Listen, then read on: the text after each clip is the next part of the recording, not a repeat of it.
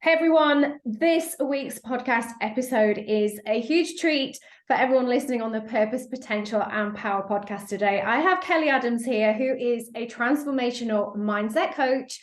Oh my goodness, you're going to love this. She has so many incredible things to say. Hey Kelly, thank you so much for joining us today. Hi, Helen. Welcome. Thanks for having me.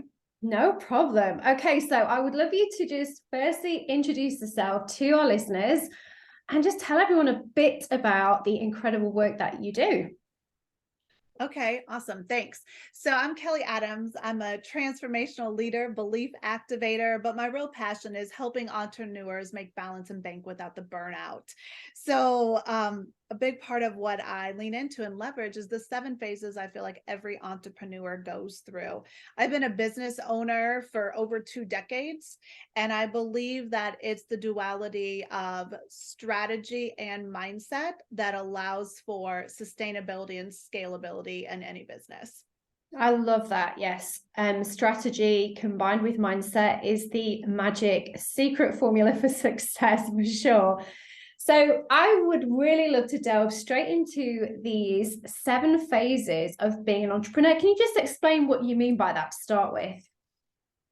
So gosh, I feel like aren't we all just perfect little vessels until we become entrepreneurs and then all of a sudden It- I ever I ever thought about myself as much as I had until I became an entrepreneur, because when you're an entrepreneur and you're not hiding behind a label or a company or something else, then it all becomes about you. And when you are an entrepreneur, self-employed, like personal is business and business is personal. So I do find that a lot of people that haven't done personal development or haven't done the type of awareness work to realize what's going on, they just feel crazy. They feel like, what is wrong? What is happening? When reality, these are all normal human things that any of us would go through in the event. That's why entrepreneurship is not for the faint of heart. Yeah. Like It is a roller coaster ride, isn't it? It's the ups, the downs, the fling you upside down, the want to throw up, and everything in between, but a thrill ride nonetheless, all at the same time. I mean, we do it for a reason. So we do it yeah. because we want to be in charge of our own life. But yeah, I love it. So I am so intrigued. I want to go straight into the 7 phases, please, because I know that this is going to really resonate with everyone listening. They'll be like, yes, that's me, that's me. Okay, awesome. Well, what you just said, I agree. Like, choose your heart. Like, if you are an entrepreneur, choose to be in it for the long game. And it really is a long game. It's hard to work for somebody else. It's hard to work for yourself. So choose your heart. But if you have dove into entrepreneurship, the first phase that I find that people go through is scarcity. Can I really do this? So imagine if you are transitioning out of a 9 to 5 and into some sort of other role. A lot of those, what I would call low serving emotion or fear based thoughts, pop up like, am I worthy? Can I really do this?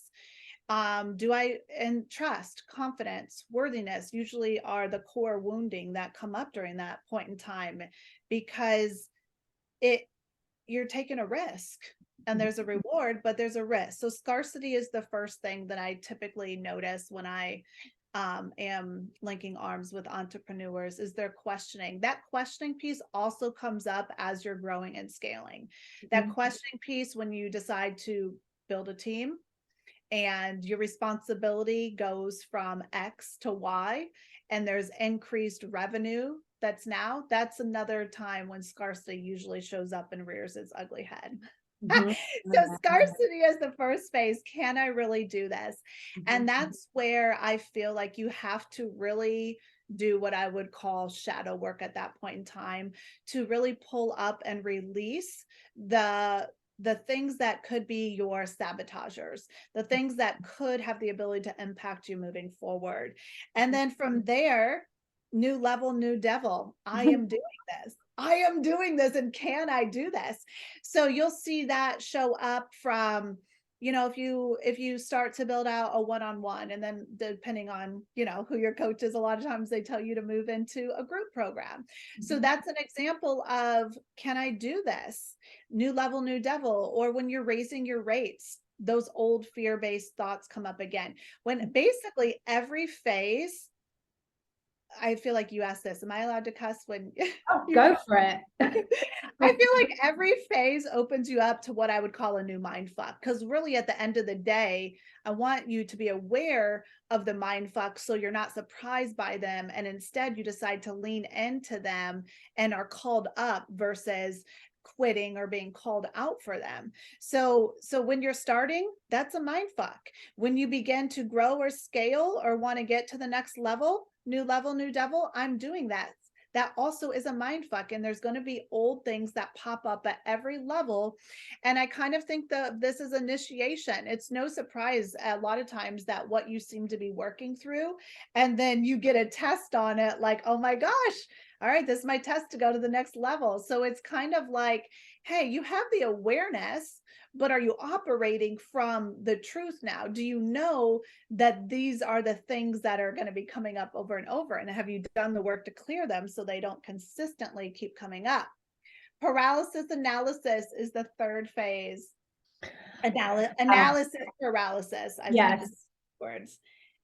I need to be doing this. This I see so much, because, and this is like the pros and cons of the social media world. The pros is the amount of connections and the friendships and relationships we make. The cons are, we see everyone's highlight video and we try to create a recipe of other people's success and then wonder why it's not working for us. So I typically tend to see people freeze when they are comparing themselves to others. Yeah. And so in the beginning, even though you might have scarcity, you're still naive. So it's the honeymoon phase. So true, because you haven't kind of delved into the industry yet, and you're like, Yeah. I don't know about all the things that I could do. And then when you become aware of them, it's like, oh, should I be doing them all because they're successful and they're doing it all? Yeah. I felt this. I've so felt this. Yeah. Yeah, that's why tunnel vision is key. Tunnel vision is key. I don't care. Like, that's a big piece of what I'm always doing is bringing people back to themselves. Susie Q's doing this. Kim's, I don't care. What do you want to do? What do you want to do? And so as an entrepreneur, in addition to being aware of the phases, you also have to be aware of the tunnel vision and your own truth. And I jokingly always say it, if they're not laying in bed with you or paying your bills, their opinion doesn't matter. So at the end of the day, I want to know what you want to make and what you want to do. And then I want you to have fun doing it and not compare yourself to others. Okay, so then we're chucking along in business. Life is good. We usually start to grow, expand, build a team, add things to our product suite, and then burnout and productivity threshold kicks in. The burnout. Yeah. So that is like, I can't do this. I can't. Pressures began mounting. And a big problem I see with entrepreneurs in this phase is they're not focused on profit. They're operating still from a cash in basis. So they're not making smart business decisions. You don't always have to bring in new clients to make more money. What is already happening in your internal world and your product suite that you can be working smarter, not harder? Because what happens is you end up growing sometimes almost too quickly, and then you have a bandwidth issue. Like, or if you're by yourself and you haven't ever hired, you're like, how can I, or you get to the point where you're always coaching. I've been guilty of this so many times. I'm just working with my clients that I'm not working on my business because I'm always in it. And then I'm like, oh my gosh, I can't do all these things. I'm one person, So being aware of burnout is key, because in the beginning phases, we're doing all of these really important things to feel a certain way, to give us the confidence to show up. And that's when we stay on track with our morning routine, whatever that is. We're making sure we're keeping in the fitness. When you grow and scale, that's more responsibilities. And even if you're in a brick and mortar versus the online space, like I became burnt out owning brick and mortars from this phase. And then I had a health crisis. So all the things that I ended up needing to do, we forget to do as we grow and scale because we're stretched too thin. Do you think it's inevitable then, or normal, to reach that phase as we kind of grow and expand, but before we make sense of how to scale and how to be efficient and how to delegate and all those other things that can help you at this particular phase? Do you think that is kind of something that is so inevitable, or really, really at least likely to happen for most entrepreneurs?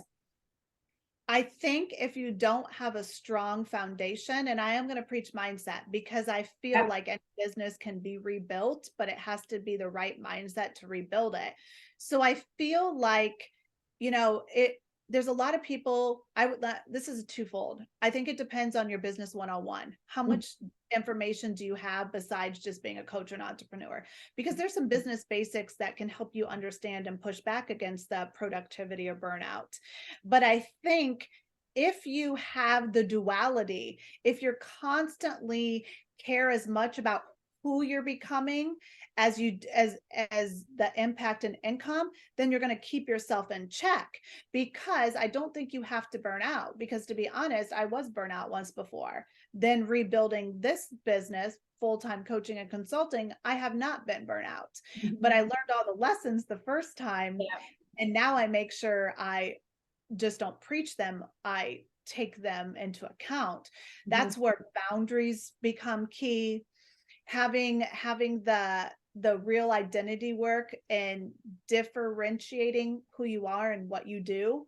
So I think as you get kind of up the chain and growing and scaling,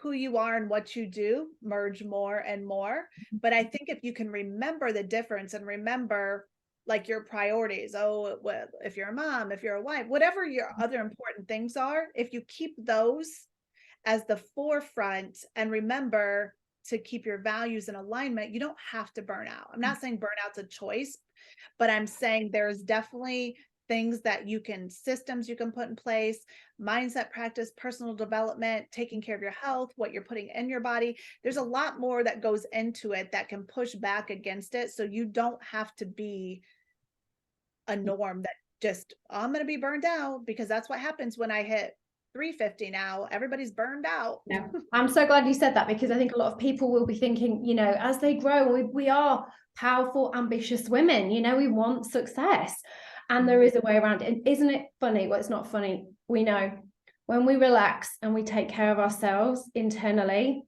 everything grows, everything flows, and it's magic. It is magic, but that comes with experience. So I'm glad you said that you've had that experience, you've learned from it, and then you now help women to put these strategies, mindset, and strategic business things in place that will help avoid this stage 4. So I love that.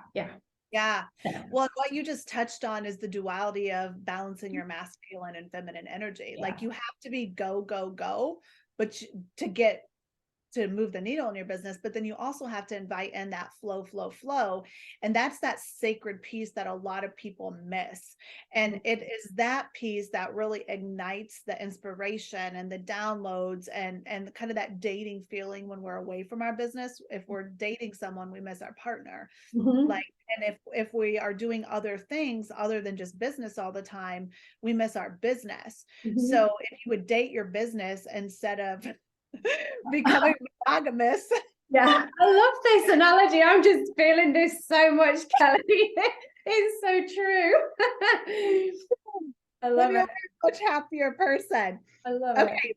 After that, what comes up is balance. Okay. How can I do the other side, right? How can I do this well?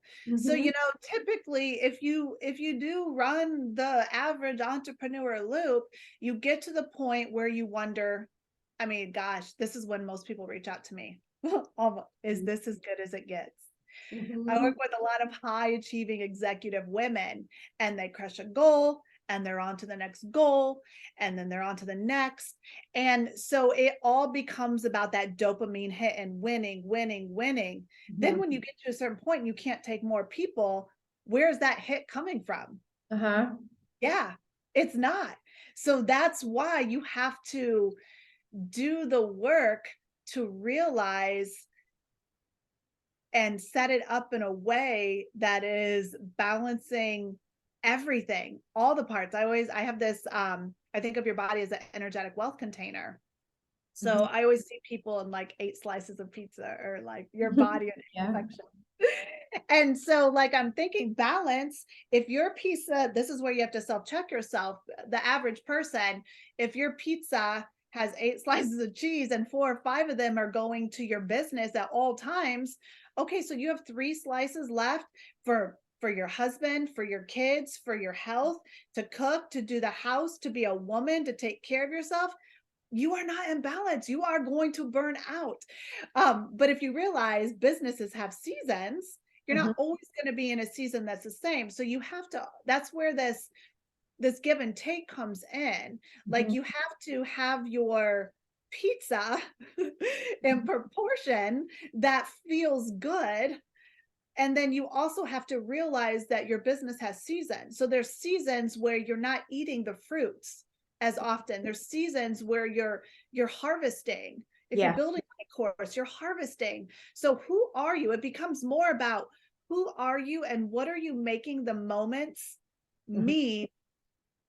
And you'll know that you successfully mastered the balance if you can realize that you make the quiet moments in your business not mean anything about you. And It's that that's a long hard, term. Sorry, yeah, I was gonna say it's that long term thing again, isn't it? That you mentioned right at yeah. the beginning. Mm-hmm. Yeah, Yeah. love it.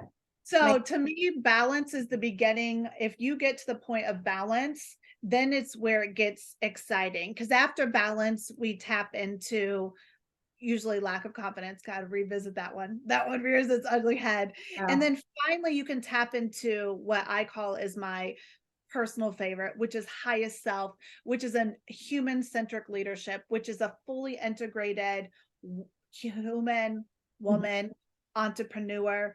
But I think that in a nutshell, if you can realize everything in business is happening for you, not to you, and what is the lesson? What is the voice trying to teach you, or what is the takeaway? And when those things are coming up, realizing they're coming up to be released or healed or let go of, that's where entrepreneurship is fun and sexy. Life becomes a mirror with everything kind of radiating back to you and is calling you up. So these things that we feel are just call to actions that make us greater leaders, mm-hmm. greater coaches. And if we haven't gone through it, how can we be a teacher of it?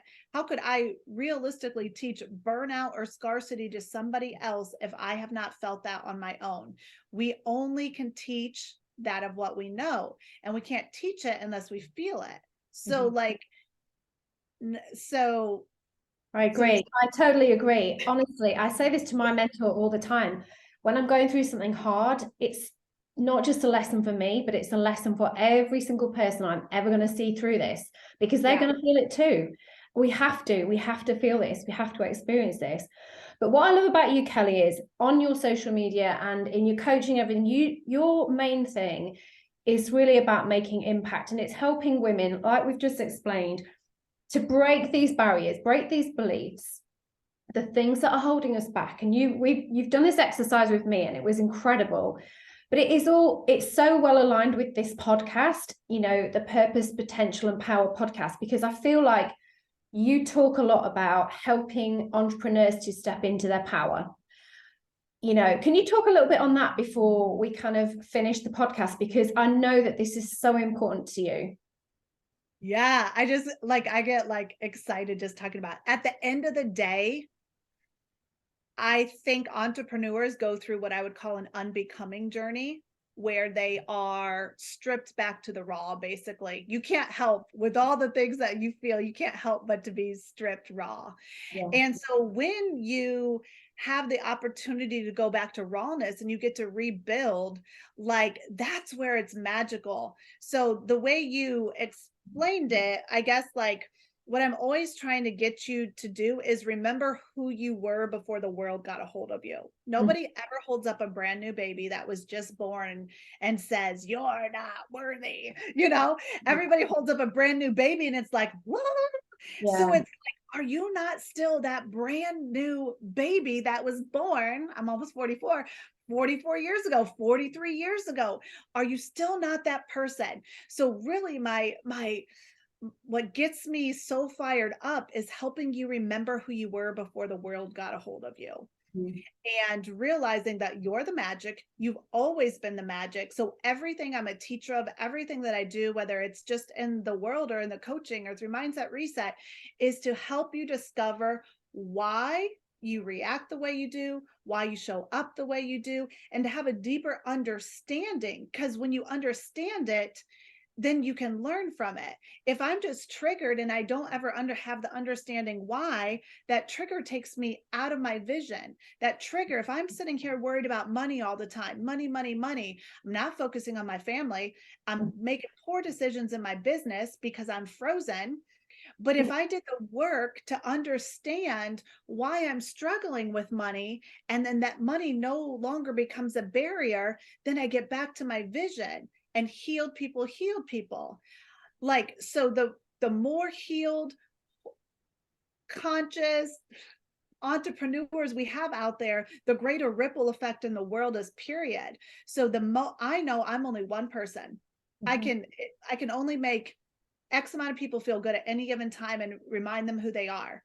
But if I teach somebody the tools and the principles and tell them how to come home to themselves, and they have a deeper understanding of that, and they take it to their own personal coaching practice or their own business, and they teach that, now this is multiplication. This is when shit gets exciting, because I know my one work with this person, I'm never going to see the entire ripple effect. Never going to see it. So my whole goal is to get every single person that comes into my life to feel as good as they can, as quick as possible, to let go of the stuff that's weighing them down so that they can soar. It's magic. Really. I get like in a tangent. I love it. You are making such a huge impact. Honestly, it's incredible. And I'm so glad to be connected with you. But before we end, just tell everyone where they can go and find you if they want to go and say hey. Yeah. I'm most active on IG, kellyadamscoaching.com, or you can visit me on my website, kellyadamscoach.com. We will put all those links in the show notes. But I appreciate you so much, Kelly. You are incredible, such a force of nature, doing such incredible things.